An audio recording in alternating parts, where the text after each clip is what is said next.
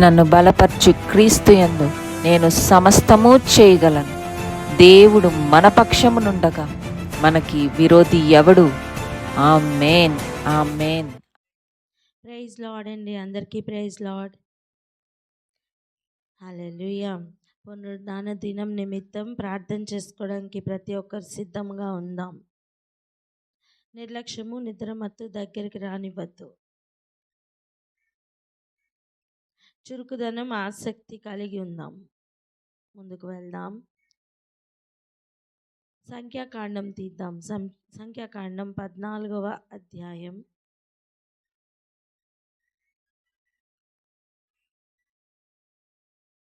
5వ వచనం నుండి 9వ వచనం వరకు చదువుకుందాం. 5 నుండి 9. 14వ అధ్యాయము 5 నుంచి 9 వరకు. స్తోత్రం. మోషే అహరోనులు ఇశ్రాయేలీయుల సర్వ సమాజ సంఘం ఎదుట సాగిలపడిరి. అప్పుడు దేశమును సంచరించి చూచిన వారిలో నుండిన నూను కుమారుడగు యెహోషువయు, యెఫున్నె కుమారుడగు కాలేబును బట్టలు చింపుకొని ఇశ్రాయేలీయుల సర్వ సమాజముతో, మేము సంచరించి చూచిన దేశము మిక్కిలి మంచి దేశము. యెహోవా ఆనందించిన ఎడల ఆ దేశంలో మనల్ని చేర్చి దానిని మనకిచ్చును. అది పాలు తేనెలు ప్రవహించే దేశము. మెట్టుకు మీరు యెహోవా మీద తిరుగుబడి ఆ దేశ ప్రజలకు భయపడుకుడి. వారు మనకు ఆహారమగుదురు. వారి మీద నుండి తొలగిపోవును. యెహోవా మనకు తోడై ఉన్నాడు. వారికి భయపడకుడనిరి. ఆ సర్వ సమాజము వారిని రాళ్లతో కొట్టి చంపవలెననగా. హల్లెలూయా. ఇక్కడ జరుగుతున్న విషయం జాగ్రత్తగా పరిశీలించామా? ఇస్తున్న దేశం, ఇవ్వబోతున్న దేశం ఎంత గొప్పది అని ప్రభు ముందు నుంచి చెబుతూనే ఉన్నారు. ఇశ్రాయేలీయులకి ఈ ఇన్ఫర్మేషన్ అలవాటైపోయిందంటాను నేను. అంతగా ఆ మాటను చెప్తూ ఉన్నారు. ఇవ్వబోతున్న దేశం, మీరు పొందబోతున్న దేశం, స్వాధీనపరచుకోబోతున్న దేశం, పాలు తేనెలు ప్రవహిస్తున్న దేశం అన్నమాట వారికి ఎన్నిసార్లు వినపడిందో లెక్కలేదు. అంతగా వారు దాన్ని జ్ఞాపకం చేసుకునే విధంగా దేవుడు వారి పట్ల కార్యం చేశారు. కార్యములను చేశారు అంటే కరెక్ట్. ఏదో ఒక కార్యం చేశారు, దానిని బట్టి వారు ఇక నమ్మాలి, ముందుకు వెళ్ళాలి అన్నట్టుగా లేదు. వారి అడుగడుగున కార్యాలే. చెప్పండి. కానీ సనుగుట వారిని విడిచిపెట్టలా. ఈ నెగిటివ్ మైండెడ్గా ఉండడం వాళ్ళు విడిచిపెట్టలా.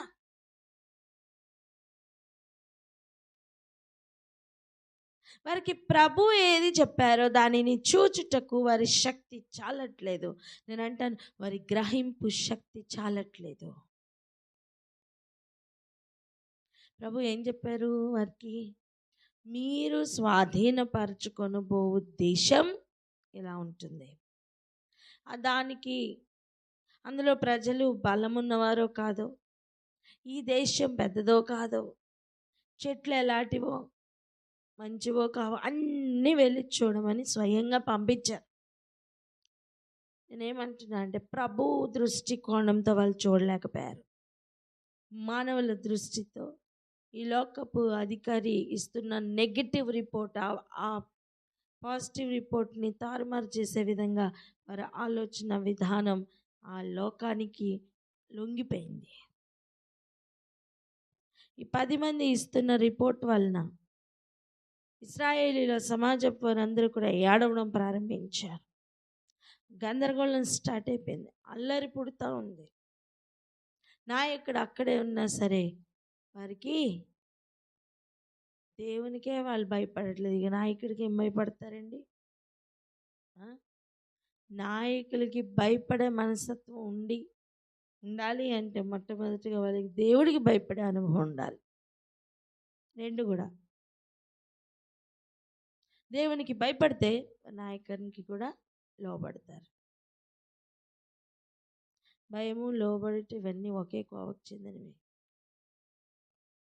భయంతో కలిపిన భక్తి కూడా ఉంటుంది, భయభక్తులు అంటారు. అందుకే ప్రభువు చూపించిన దాన్ని చూడలేకపోయారు అంటున్నా. ఫలం లేదా? ఉంది. ద్రాక్ష పండ్ల కాలమేనట.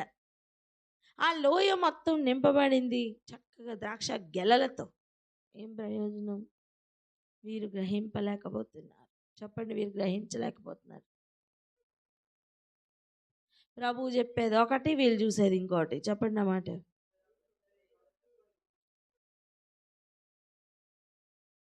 ప్రభు గొప్ప వాటిని చూపిస్తుంటే వీళ్ళు చూడలేకపోతున్నారు. అందుకే చూడండి, మోషే, అహరోనులు, ఇశ్రాయేలీయుల సర్వ సమాజం సంఘము ఎదుట సాగిలపడిరి. ఏమండి? నాయకుల్ని సాష్టాంగపడి సాగిలపడే దగ్గరికి వీళ్ళు తీసుకుని వచ్చారు. అంటున్నారా? మనం దేవునికి సాగిలపడే విధంగా నడిపించు వారిని మనకు సాగిలపడే విధంగా భయపెట్టి ఏం ప్రయోజనం అండి? ఏం ప్రయోజనం? ఫిజికల్గా రక్త మాంసములతో కనిపిస్తున్న మీ నాయకులు మీకు ఫిజికల్గా కనిపిస్తున్నారేమో కానీ ఆ పాపము దేవుణ్ణి కదిలిస్తుంది, తెలుసా? ఏంటి ఆ పాపం? దేవుడు చూపించింది చూడలేని కళ్ళు. చెప్పండి.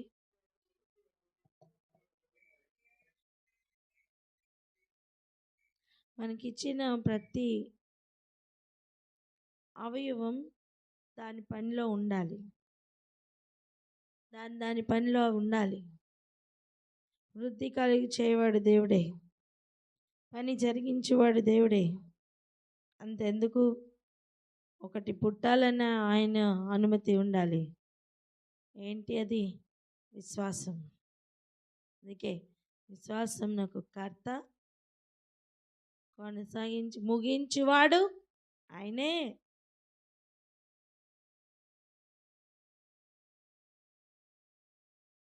సో ఆయన చూపించే కన్నులు మనకు కావాలి.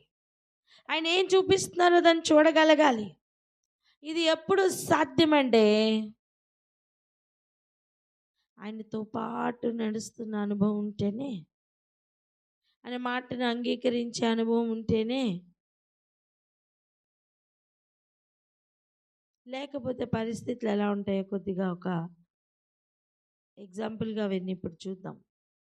అప్పుడు దేశమును సంచరించి చూచిన వారిలో ఉండిన నూను కుమారుడకు యెహోషువ ఇంకా యోపున్నే కుమారుడైన కాలేబు బట్టలు చింపుకున్నారట. ఏం దృశ్యమును చూసి బట్టలు చింపుకున్నారండి?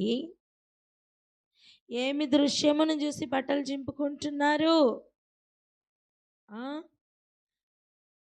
మరి వారు తిరుగుబాటు చేయడం ఒకటి, వారు చెప్పినది నమ్మకపోవడం ఒకటి, రెండవది మేము విడిచి వచ్చిన అదే ఐగుప్తు దేశమునకు ఇప్పుడు నాయకుడిని ఏర్పరచుకొని వెళ్ళిపోదామని చెప్తూ సణుక్కుంటూ గణుక్కుంటూ మాట్లాడుతూ ఉన్న అనుభవంలో ఉన్న జనమును చూసి మోషే, అహరోనులు సాగిలపడడం చూచి ఇక్కడ జరుగుతున్న కార్యంను, అంటే చూడండి, ఈ 12 మందిని ఎన్నుకొని పంపించింది దేనికి? రిటర్న్ వచ్చిన తర్వాత వారందరూ కూడా ఆ మంచి దేశంను చూసి సంతోషించాలని. హల్లెలూయా. మరి ఏం చేయాలని? సంతోషించాలని. ఏమండి? భేదములు కలుగు చేయడానికి ప్రభు ఆ ఊరు వెళ్ళమన్నారా? భేదములు కలుగు చేయడానికి, భేదాభిప్రాయములను అనుమతించడానికి దేవుడు ఆ దేశమును చూసి రమ్మన్నారా? కాదు. వెళ్ళక ముందే చెప్పలేదా వాళ్ళు ఉన్నత దేహులని? వెళ్ళక ముందే చెప్పలేదా నువ్వు స్వాధీనపరచుకుంటావని?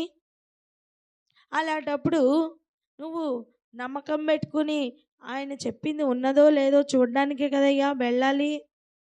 అవన్నీ కాకుండా నీ యథా స్వభావం ఎప్పటి నుంచో ఉన్న అదే స్వభావం మార్చుకోకుండా, గుణం మార్చుకోకుండా, బుద్ధి మార్చుకోకుండా, అవే గొడవలు మరలా నువ్వు పెట్టుకుంటే, అవే ఆలోచనలు మరలా నువ్వు కలిగి ఉంటే ఏం జరుగుతుందో చూడండి. ఏం జరుగుతుందో కూడా చూద్దాం ఈరోజు. ఆయన మాట వినిన ప్రజలు ఉన్నారు. మీరు ఎంత గందరగోళం చేసినా ఆయన మాట వినే ప్రజలు ఉండినారు. ఆయన చూపించినది చూడ్డానికి కన్నులు కలిగిన వారు 2 కనబడ్డారు. 1 యెహోషువ, 2 కాలేబు. ఇక వీరిద్దరూ కూడా బట్టలు చింపుకునేంతగా వ్యాఖ్యలపడుతున్నారు. ఏమండి, బట్టలు చింపడం అంటే వేరే వాళ్ళ బట్టలు చింపట్లా వాళ్ళు. మనం ఫిల్ట్ పట్టుకుని చింపి ఈ అనుభవాలన్నీ ఏంటి, వేరే వారిని కొడుతున్న అనుభవం. ఇది అటువంటిది కాదు. వారి బట్టలు వారు చింపుకుంటున్నారు. చాలాసార్లు మనం చెప్తున్న విషయం ఎదుటి వారికి అర్థం కావట్లేనప్పుడు వస్తున్న అనుభవమే బట్టలు చింపుకుంటున్న అనుభవం. విషయం అర్థం కావట్లేదు ఎదుటివానికి. నేను చెప్తున్నది ఏంటో వాళ్ళకి గ్రహింపు రావట్లేదు. అలాంటి పరిస్థితిలో చింపుకునేవే వస్త్రములు. మీకు గుర్తుందా, పౌలు వాళ్ళు కూడా వస్త్రాలు చింపుకున్నారు. ఎప్పుడు వారు దేవతలుగా ఆ ఊరి ప్రజలు వీరిని సన్మానించుతున్నప్పుడు, అయ్యో మీరు చేయవలసిందేంటి, మీరు చేస్తుందేంటి అని ఆ రోజు వాళ్ళు ఆ గొప్ప సత్కార్యం అనుకుని యాక్సెప్ట్ చేయకుండా బట్టలు చింపుకొని వారి బాధను వెళ్ళగొక్కారు. ఈరోజు మొట్టమొదటిగా మనం ఎలా ఉన్నామని ప్రశ్నించుకుందాం. దేవుడు చూపించి వాటిని చూస్తున్నామా లేదా? రెండవది, ఆయన చూపించిన దాన్ని గ్రహించకుండా ప్రవర్తిస్తుంటే ఒకవేళ ఇదిగో మారు మనస్సు పొందుదాం. ఇక నాయకులుగా ఉన్న వారి దగ్గరికి వద్దాం. నువ్వెవరికి సపోర్ట్ చేస్తున్నావు నాయనా? నేను పిలిచిన వాని కొరకు నిలబడుతున్నావా? నువ్వు పిలుచుకొని వెళ్ళవలసిన వారి వైపు నిలబడుతున్నావా? నిన్ను పిలుచుకున్నవాడు అంటే నీ దేవుడు. నువ్వు పిలుచుకొని వెళ్ళవలసిన వారు అంటే నీకు అప్పగింపబడిన సంఘం.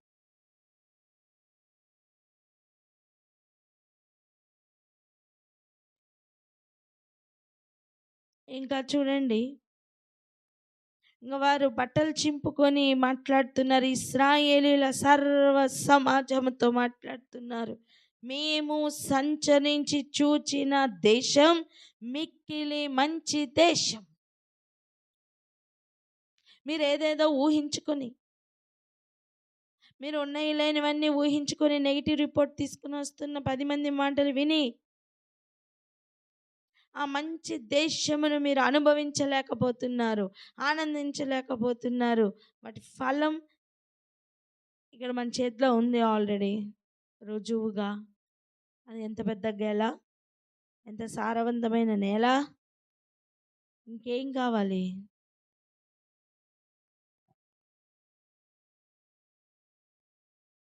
అలాంటి సమయం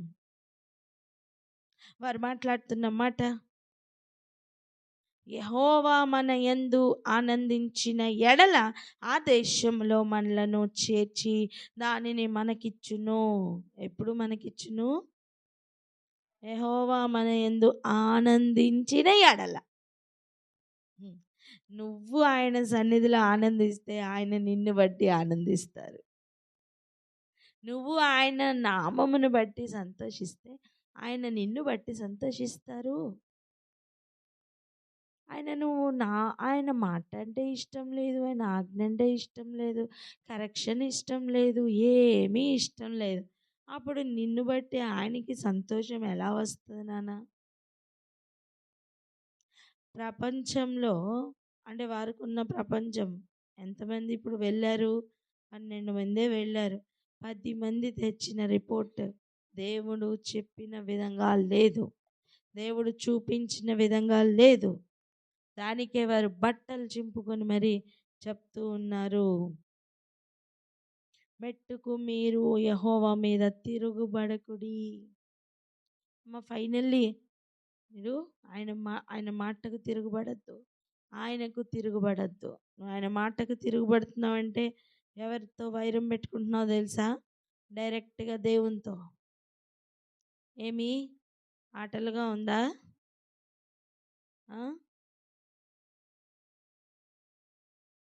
నోటికి ఎంత వస్తే అంత మాట్లాడుతూ మమ్మల్ని తీసుకుని వచ్చిన ఆ దేశమునకు అంటే ఐగుప్తునకు ఇంకొక నాయకుడిని ఎన్నుకొని వెళ్ళిపోదాం, ఇష్టం వచ్చినట్టు నోటితో మాట్లాడుతూ వారు దేవునికి అవమానకరంగా తిరగబడుతూ ఉన్నారు. అలాంటి సమయం మీరు చెప్తున్న మాట, మీరు తిరగబడకుడి, ఆ దేశము యొక్క ప్రజలకు భయపడకుడి, అన్నీ వద్దు వద్దు అని చెప్తుండే అవే చేస్తూ ఉన్నారు. భయపడద్దంటే భయపడతారు, తిరగబడద్దంటే తిరగబడతారు, మాట్లాడద్దంటే మాట్లాడతారు. ఇంకా చూడండి, వారు మనకు ఆహారం అగుదురు. వీళ్ళంటున్నారు మనం వారికి ఆహారం అయిపోతామని. వారి దృష్టికి మనం మిడతల వల్లే ఉన్నామన్నారు. అవునా? అంటే ఎవరికి ఆహారం అవుతారు? నిజానికి అంత ఉన్నత దేహులు మనకు ఆహారం అవ్వాలి. కానీ వీళ్ళేమన్నారు? వాళ్ళకి మనం ఆహారం అవుతామంటున్నారు. కాదు, నీ దృష్టి కోణమే మారాలి. ఇంకా చెప్తున్న మాట చూడండి, వారి నీడ వారి మీద నుండి తొలగిపోయిన. ఇది ఎంత భయంకరం! ఎవరికైనా ఎప్పుడైనా నీడ తొలగిపోద్దా? వారి నీడ వారి మీద నుండి తొలగిపోయిందట. అంటే వారు చచ్చిన వారితో సమానం. ఇంకా చూడండి, యెహోవా మనకు తోడై ఉన్నాడు. ఆ ఉన్నత దేహుల్ని చూసి భయపడకు, ఆయన వారికి తోడై లేరు. కనీసం వారి నీడ కూడా వాళ్ళు తోడుగా లేదు. ధైర్యం తెచ్చుకో, నిన్ను స్వాధీనపరచుకోమని చెప్తూ పంపిస్తున్న దేశం ఇలాగనే ఉంటుంది. గొప్పగా కనిపించవచ్చు, కానీ వారి నీడ కూడా వారితో లేరు. మీ శత్రువుని ఈరోజు ఇలా చూడు, ఒక బోడిగుండితో లేకపోతే బట్టలు లేకుండానో కాదు దేవుడు చూపిస్తున్నది. నీ శత్రువుకు నీడ లేదు. బోడిగుండు అవమానమైతే నీడ లేకపోవడం ఎటువంటి పరిస్థితి అండి? నీకు అర్థమైందా? వారి నీడ కూడా వాళ్ళని విడిచిపెట్టి వెళ్ళిందంటే నువ్వు స్వాధీనపరచుకోవడం ఎంత సింపుల్ విషయం అర్థం చేసుకో.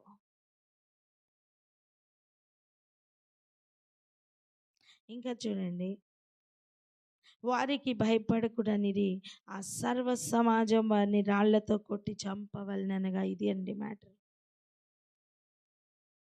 రాళ్లతో చంపేద్దాం అనుకుంటున్నారట, రాళ్లతో చంపాలని చూస్తున్నారట. వీరి దుష్టత్వం యొక్క పీక్ లెవెల్స్ ఎటువంటివో చూసారా? ఎందుకు వారు అంతగా రెచ్చిపోతారు తెలుసా? వారు దేవుని చేతిలో పడ్డానికి రెడీ అవుతున్నారు. చెప్పండి అన్నమాట.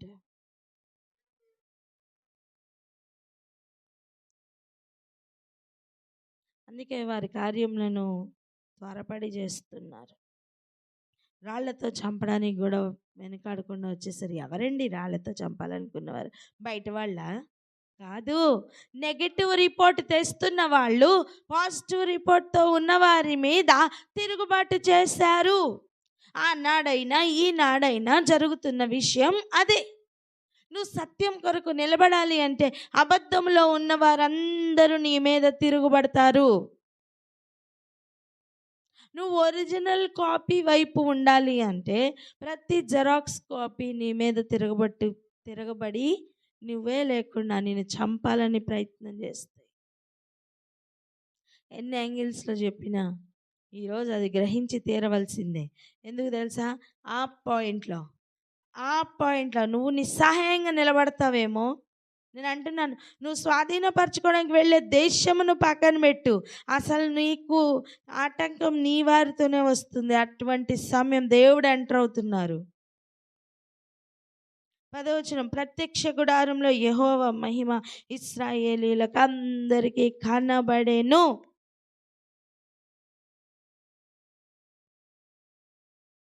తిరుగుబడి ఏం సాధించావు? ఆయన మహిమ కనపడింది. నీకేమైనా ప్రయోజనకరంగా ఉండిందా అయ్యా? మిగిలిన 10 మంది గోత్రికులు, ప్రధానులు చెప్పండి. ఆయన మహిమ కనపడింది, మంచిదే. దానివల్ల నీకేమైనా ప్రయోజనం వచ్చిందా? రాలా.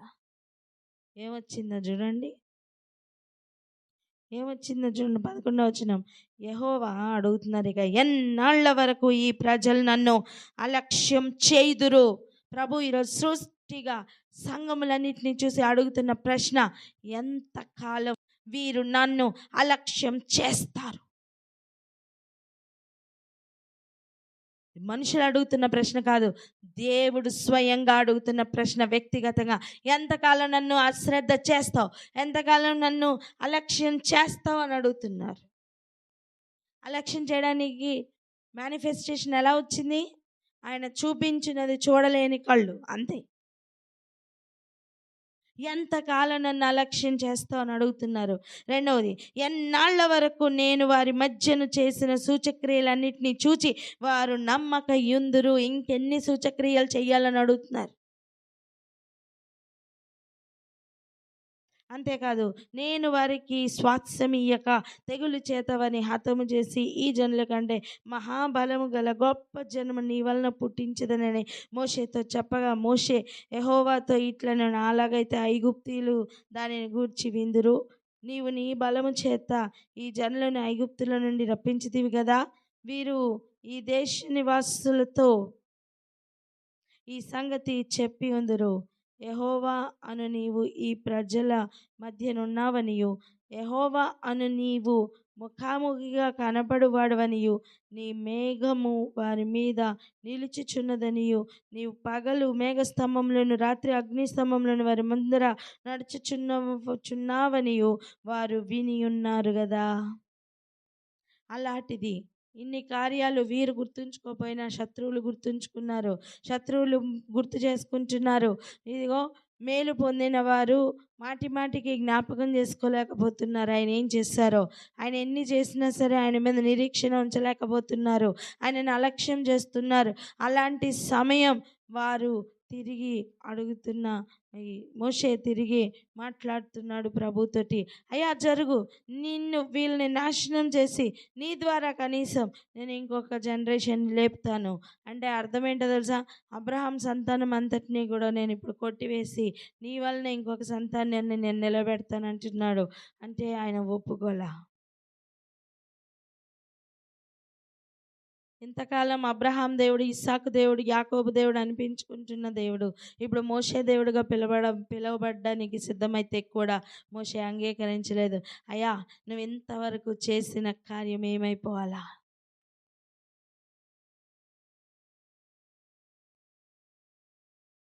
అంతేకాదు, ఈ జనులు ఏమనాలా?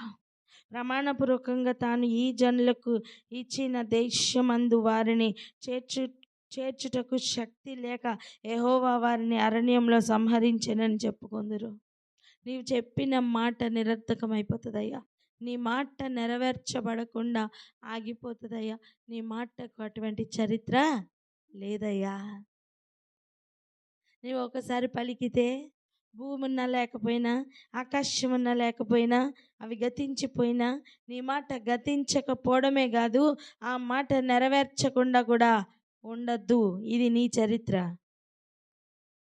అటువంటిది నువ్వు చెప్పిన మాట ఏమాయను అని వారు ఎగతాళి చేస్తారు. అలా చేయొద్దని చెప్పి వేడుకుంటున్నాడు. ఈరోజు ఒక్కసారి ఆలోచిస్తావా? ఈ మాటలు వారిద్దరి మధ్యలో సంభాషణ అయి ఉండొచ్చు. మోషే గారు యెహోవాకు చేస్తున్న మనవి కావచ్చు. ఈరోజు ఈ మాటలు మనకి ఒక గ్రహింపుని తీసుకొని రావాలి. నువ్వు లోకస్తులు చెప్తున్న రిపోర్ట్‌ని చూసి ఆధారపడిన కాలం చాలు. దేవుడు ఇస్తున్న రిపోర్ట్ మీద ఆధారపడు. తిరుగుబాటు చేసిన అనుభవం చాలు, సణిగిన అనుభవం చాలు. చివరికి నీ దుష్టత్వం ఎంతవరకు లేచిందంటే రాళ్లతో కొట్టి చంపాలి అనుకునే అంతగా నీ దుష్టత్వం పెరిగిపోయింది. అటువంటి సమయం కూడా నీ కొరకు విజ్ఞాపన చేయుటకు దేవుడు మోషే వంటి వారిని నిలబెట్టుకున్నారు. ఆ కాలంలోనైనా కనీసం మోషే ఇలాగ మాట్లాడుతున్నా కానీ ఇప్పుడైతే మన తరపున యేసు ప్రభు వారు విజ్ఞాపన చేస్తున్నారు. అంతేకాదు పరిశుద్ధాత్ముడు కూడా ఎలాగో యుక్తముగా ప్రార్థన చేయాలో మనకు తెలియదు కనుక ఆయనే దగ్గరుండి నేర్పిస్తున్నారు.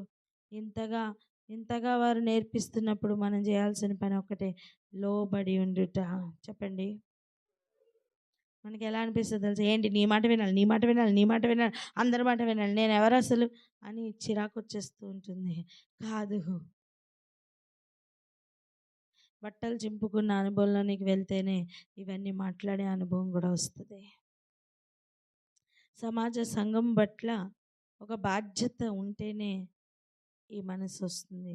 నువ్వు ప్రార్థించలేనప్పుడు, నువ్వు ప్రవర్తించే సమయం వచ్చినప్పుడు నువ్వు గుర్తుపట్టలేవు, దాన్ని బట్టి ఆనందించలేవు. లోకులందరికీ వచ్చే శ్రమను నువ్వు అనుభవించకూడదని, లోకులందరి మీదకి ఉపద్రవం వచ్చినప్పుడు నువ్వు తప్పించబడాలని దేవుడు ఎంతగానో ఆశపడుతున్నారు. అందుకనే ఈరోజు ఈ మాటలు నీ చెవిలో పడుతున్నాయి. నిర్లక్ష్యం చేసిన కాలం చాలు, అలక్ష్యంతో కదిలిన కాలం చాలు, మార్పు పొందుదాం. ఏదేమైనప్పటికీ కూడా మోషే అలాగ మాట్లాడిన తర్వాత దేవుడు ఏమేమి చేశారనే విషయాలు ఇక తర్వాత దాంట్లో చదువుకోండి. మనం నెక్స్ట్ వీక్ దాన్ని ధ్యానిద్దాం. కానీ ఇప్పుడు మన సబ్జెక్ట్ అయితే ఒకటే, ఏంటంటే మొట్టమొదటిగా తెలుసుకో, నీతో ఉన్నవారు దేవుడు చూపిస్తున్న వాటిని చూడలేక కష్టపడుతున్నవారు చూచిన వారి మీద తిరుగుబడతారు. చంపాలన్నంతగా వారు తిరుగుబాటు తారాస్థాయికి చేరుతూ ఉంటుంది. భయపడకు. నువ్వు ఆ ఉన్నత దేహులకి భయపడకు. పక్కవారితో చేయగలిపి చెప్పండి, నువ్వు ఆ ఉన్నత దేహులకి భయపడకు, భయపడకు అని చెప్పండి. నువ్వు దేవునికి భయపడితే నీ శత్రువుకి భయపడనక్కర్లేదు. ప్రార్థన చేసుకుందాం అక్క.